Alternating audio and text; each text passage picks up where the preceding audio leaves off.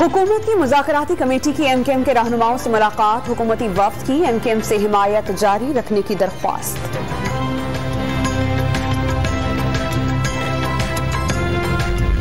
नून league ने long मार्च की तारीख तब्दील कर दी। लॉन्ग मार्च 26 मार्च को रवाना होगा लाहौर से। क़यादत मरियम और हमजा शहबाज करेंगे।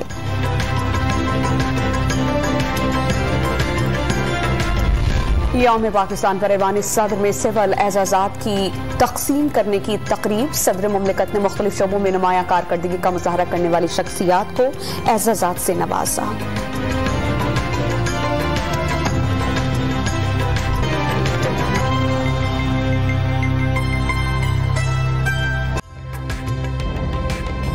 ताज़ा तरीन वीडियोस के लिए हमारा YouTube चैनल सब्सक्राइब करके बेल आइकन प्रेस करिए ताकि आपको मिले हर अपडेट सबसे पहले।